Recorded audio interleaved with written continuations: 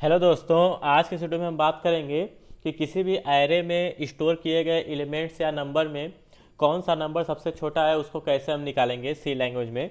मान लीजिए हमने एक एरे बनाया इंट ए नाम से। एरे का नेम हमने ए दिया है जिसकी साइज हमने पास की है 3। ठीक है, हमने 3 साइज का एक एरे बनाया है जो सिर्फ 3 एलिमेंट को ही स्टोर कर सकता है। ठीक है, मान लीजिए हमने एलिमेंट ले लिया 11, 78 और 43। ठीक है, तो हमें इसमें बताना है या ऐसा एक प्रोग्राम लिखना है कि वो हमें ये निकाल के दे कि इस एरे में सबसे छोटा एलिमेंट जो भी स्टोर किया हुआ है ये एरे, उनमें सबसे छोटा एलिमेंट या नंबर कौन सा है। तो देखिए आप यहाँ पे देख रहे होंगे इन तीनों नंबर में सबसे छोटा नंबर जो है वो 11 है। ठीक है, तो हमें एक ऐसा ही प्रोग्राम लिखना है सी लैंग्वेज में जो कि किसी भी एरे में उपस्थित या स्टोर किए गए नंबर या एलिमेंट में कौन सा नंबर छोटा है उसको कैसे निकालेंगे। ठीक है, वैसा हमें एक प्रोग्राम लिखना है जो ये निकाल के दे कि इस एरे में सबसे छोटा या स्मॉल एलिमेंट ये है या स्मॉल नंबर ये है। तो चलिए देखते हैं कि हम इसको कैसे लिखेंगे। तो सबसे पहले इसको इरेज कर देते हैं। अब हम सबसे पहले अपने प्रोग्राम में हेडर फाइल इंक्लूड करेंगे। तो हैशटैग इंक्लूड हमारा जो पहला हेडर फाइल होगा वो होगा हमारा stdio.h। तो stdio.h उसका एक और हेडर फाइल इंक्लूड करेंगे। तो हैशटैग इंक्लूड conio.h। conio.h अब हम क्या करेंगे, मेन फंक्शन कॉल करेंगे।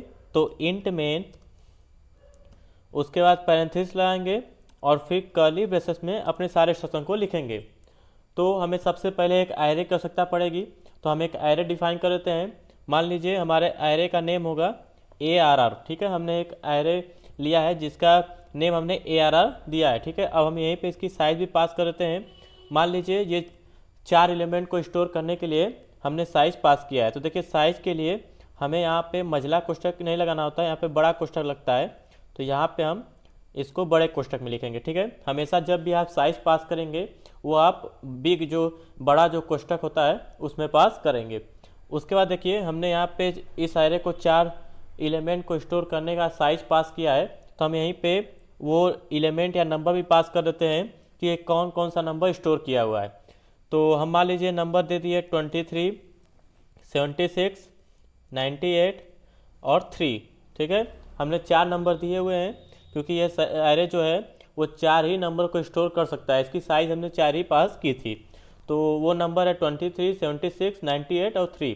तो हमें एक ऐसा प्रोग्राम लिखना है जो यह बताए कि इन सभी नंबरों में सबसे छोटा नंबर 3 है, क्योंकि आप देख रहे हैं इस सभी नंबर सबसे छोटा नंबर आपका 3 ही है।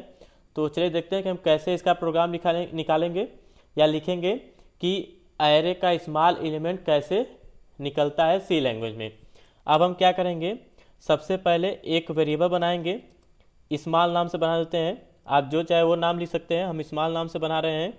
और इसमें हम A0 को स्टोर कर रहे हैं। मतलब हमने यहाँ पे एरे का जो नेम दिया है वो ARR दिया है, तो हमने यहाँ पे ARR लिख दिया। और 0th पोजीशन पे जो भी एलिमेंट है उसको हमने स्मॉल नाम से जो भी वेरिएबल बनाया था उसमें स्टोर करवा दिया है। तो उसके बाद हम क्या करेंगे, सबसे पहले अपने प्रोग्राम में हम एक लूप लगाएंगे। यहाँ पे हम फॉर लूप की मदद लेंगे। तो फॉर, उसके बाद ब्रैकेट में एक लूप वेरिएबल लेंगे। मान लीजिए हम ले लेते हैं आई और इसको इनिशियलाइज कर देंगे 0 से, क्योंकि एरे का जो इंडेक्स स्टार्ट होता है वो 0 से स्टार्ट होता है। क्योंकि देखिए मैंने यहाँ पे ARR 0 किया है, मतलब 0th पोजीशन पे कौन सा एलिमेंट है 23। तो यहाँ से 0 से गिनती शुरू हो रही है, 0 1 2 3 ऐसे काउंट करेंगे 0 1 2 3। तो आपको लगेगा कि ये तो 3 बार हुआ, लेकिन अगर इसको आप गिनेंगे तो 0 1 2 3 मिलके 4 एलिमेंट हुए। ठीक है, तो इसीलिए हम यहाँ पे 0 से शुरू कर रहे हैं। उसके बाद हम आई इज लेस देन, एरे की साइज कितनी है 4, हम 4 तक इस लूप को लेके चलेंगे।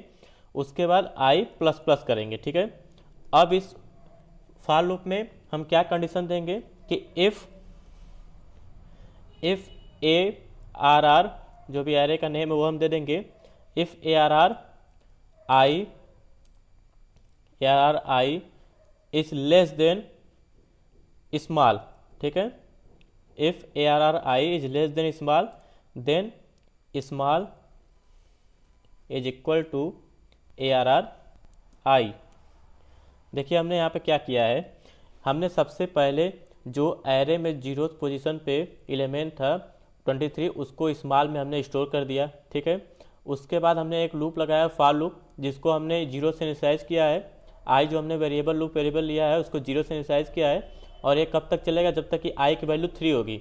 जैसे ही आई की वैल्यू 4 होगी तो 4 ना तो 4 से छोटा है, ना ही बराबर तो है लेकिन छोटा नहीं है। यहाँ पर हमने आई लेस देन 4 किया है, तो ये कंडीशन फेल हो जाएगा और हम इस लूप से बाहर निकल जाएंगे। लेकिन जब तक आई की वैल्यू 3 होगी तब तक ये लूप चलेगा। तो पहली बार जब लूप चलेगा कब, उस समय जब आई की वैल्यू होगी 0, ठीक है। तो 0 जो है 4 से छोटा है, कंडीशन ट्रू है। हम इस लूप के अंदर आएंगे, फिर ये इफ़ के ब्लॉक में जाएगा, और यहाँ पे हमने दिया है कि ARR is less than small. तो ARR आई की वैल्यू कितनी है, 0, 0 पोजीशन पे कितना है वैल्यू 23, ठीक है।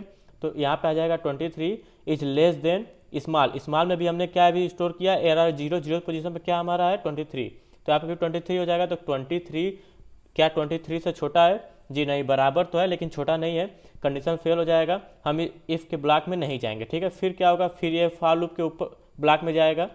फॉर लूप के अंदर जो यहाँ पे हमने i++ किया है, इसको देखते ही जो है आई की वैल्यू बढ़ जाएगी, ठीक है। तो आई इस बार 0 से 1 हो जाएगा, तो i = 1 हो जाएगा। 1 जो है अब भी 4 से छोटा है, फिर नीचे आएगा। फिर यहाँ पे ARR आई किए हैं, तो ARR आई की वैल्यू कितनी है, 1 है। तो इस एरे के फर्स्ट पोजीशन पे, ठीक है, फर्स्ट पोजीशन पे कौन सा एलिमेंट है, 76 है। तो क्या 76 23 से छोटा है, क्योंकि स्मॉल में हमने ARR 0 किया हुआ है, 0 पोजीशन पे कौन सा 23 है। तो क्या 76 23 से छोटा है, कंडीशन फिर फेल हो जाएगा। फिर हम इफ के ब्लॉक में नहीं जाएंगे, फिर ये ऊपर आएगा, फिर आई की वैल्यू बढ़ेगी। इस बार आई की वैल्यू 1 से 2 हो जाएगी। फिर ये चेक करेगा कि 2 क्या 4 से छोटा है, जी हाँ छोटा है। फिर ये फॉर लूप के अंदर जाएगा, फिर इफ के ब्लॉक में कंडीशन चेक होगा। तो ARR आई की वैल्यू कितनी हुई थी, इस बार 2 हुई थी। तो ARR 2 की वैल्यू कितनी है, ARR 2 की वैल्यू है 98, ठीक है, क्योंकि 0 से काउंट करेंगे 0 1 और उसके बाद यहाँ पे 98 जो है 2 हो जाएगा, ठीक है। तो यहाँ पे ARR 2 की वैल्यू 98 हो जाएगी। क्या 98 स्मॉल की वैल्यू अभी भी 23 है, क्योंकि हमने ARR 0 किया है।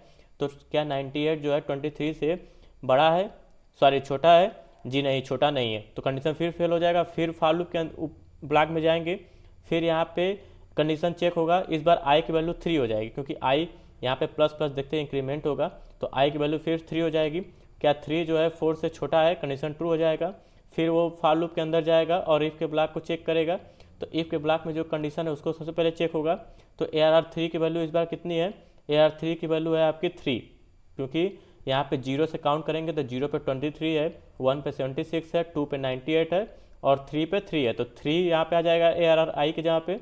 उसके बाद स्मॉल में हमने क्या स्टोर किया हुआ है, ARR 0 को स्टोर किया। ARR 0 कितना है 23 है।